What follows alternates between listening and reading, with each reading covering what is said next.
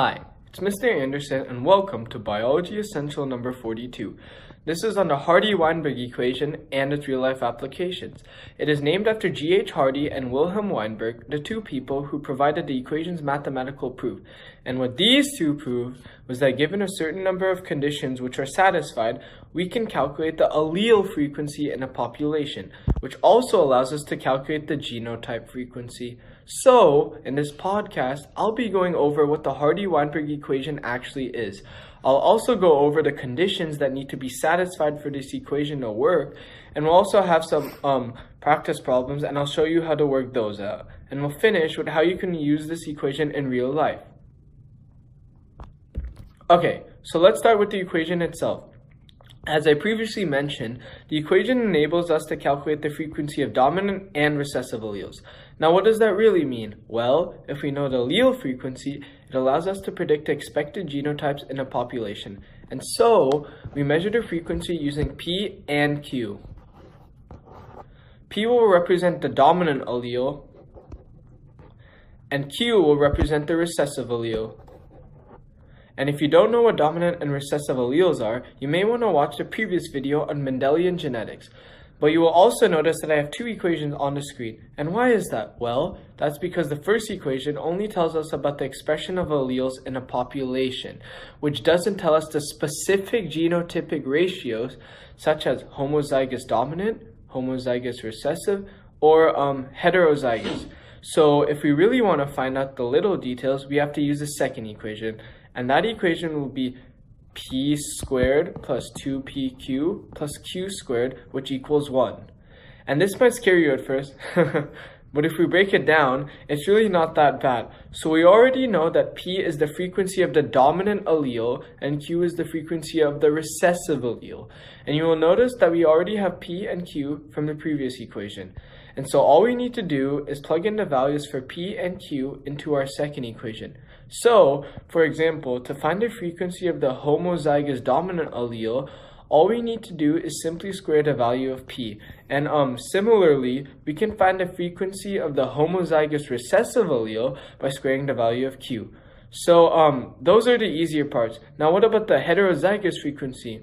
Well, that works just the same way as the other frequencies, where we just plug in the values of p and q. So we would multiply the values of p and q by itself and then double it. And all of that has to equal 1. And later on, I'll show you how you can work backwards and find the values for p and q from the second equation. Okay, however, in order for all of this to work, in order for there to be what we call Hardy-Weinberg equilibrium, there are certain conditions, in fact 5 conditions, which have to be met. First of all, there must be a large population size. And we want a large population size so that we don't get any variation in the gene frequency just by chance. Second, there must be random mating, which means that individuals in the population do not choose their mate, and this actually occurs frequently in nature. Third, there can't be natural selection because we want the genes to be equally distributed for our equation. Basically, we don't want any genes to be selected for or against in our population. Fourth, there must be no gene flow, meaning that there cannot be a transfer of different genes from another population into our population. Lastly, we don't want any mutations to occur in our population. So, when these conditions are met, we can finally use the Hardy-Weinberg equation. What all of this really means is that the population cannot change in order for the equation to be accurate. But realistically speaking, natural populations are always changing because they are constantly under the influence of some evolutionary force such as mutations or natural selection. Now you may be thinking, well, what if the conditions are impossible to meet? Why would we even bother learning these equations? Well, from the information we already know, we can use this equation if A, we assume that a population meets all of the conditions for a Hardy-Weinberg equation, or B, we know the frequency of all the genotypes in a population. So if we already know what q squared, 2pq, and q squared are, then we can see how far the population has deviated from the predicted frequencies. It'll also probably help you in your high school biology class. Okay. So let's move on to some practice problems, and let me pull these problems up and If you want to work on these problems on your own first, feel free to pause the video at this point, and then you could come back and start the video again. Alright, so let's go through these. Question 1. 32% of people have hitchhiker's thumb. Given this, what percent of humans are heterozygous for hitchhiker's thumb? So let's break down the information in the question. Well, they're telling us a number here, and that number is the percentage of people with hitchhiker's thumb. And hitchhiker's thumb happens to be a recessive trait. So we already know that Q will be equal to 32% or 0.32. Now that we know Q, what is the probability of P, or people who don't have hitchhiker's thumb? Well, we simply just use the equation here. So if we substitute 0.32 for Q, then P has to equal 0.68 in order to equal 1. But we still don't know the percentage of people who are heterozygous for hitchhiker's thumb. In order to find that, we have to use a second equation. So let me get a different color here, and we'll go with this color. Luckily for us, we have already done most of the work. We have already figured out what P and Q was from the last equation, so all we have to do is substitute it in to 2PQ, which again is used to find the heterozygous frequency.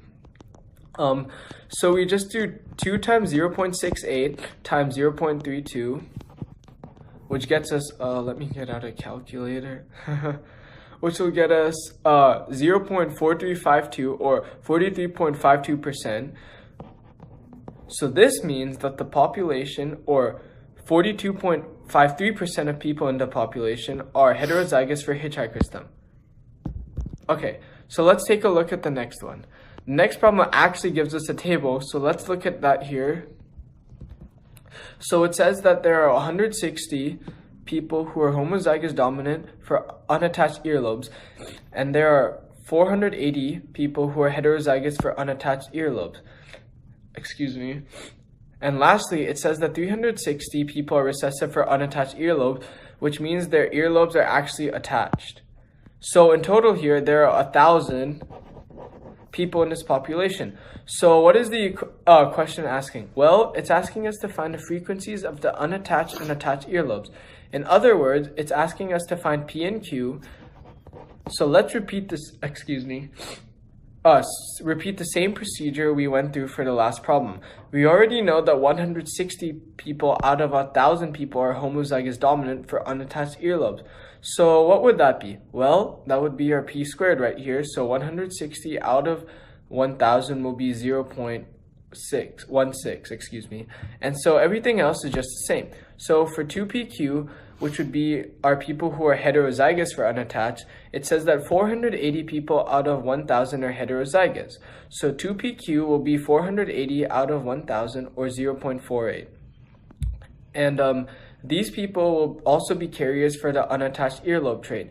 And P squared will be our people who are recessive for unattached earlobe. And so we see that 360 people out of 1,000 people are recessive for unattached earlobe. So our P squared will be 360 out of 1,000, or 0.36. But we still don't know what P and Q are. So how do we find that? Well, we need to realize that our values for P squared and Q squared are our values for the homozygous dominant and recessive alleles. So those are the values of P and Q, but just squared. So all we need to do is just work backwards from here. So let's find P first. We found that P squared is equal to 0.16. So how do we find P? Well, all we have to do is just square root the value of P squared, or in this case 0.16. And so if we take the square root of 0.16, we find that P is equal to 0.4. And for Q, we can actually solve this two ways. One way is you can take the square root of Q squared, or take the square root of 0.36 in our case.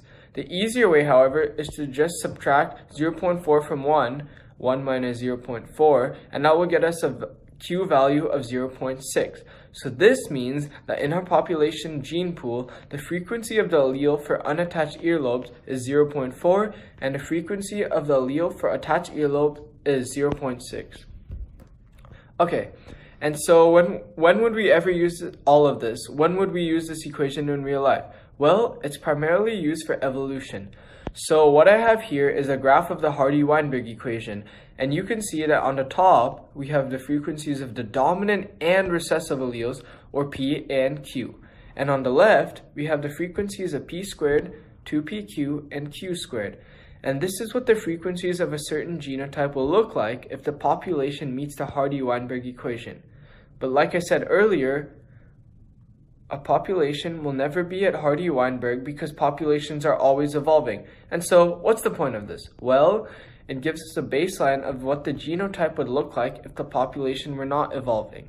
So, for example, a homozygous dominant gene will become more frequent when a homozygous recessive gene goes down in a population at Hardy-Weinberg equilibrium. So, scientists will actually find a population, record the frequencies of a certain allele in that population, then compare it with the Hardy-Weinberg equation tells them. In other words, they will see how much the population deviated from the Hardy-Weinberg equation. And from there, the scientists can predict what condition got violated and cause the frequencies to change. So this is Hardy-Weinberg and how to solve basic problems, and so I hope that's helpful.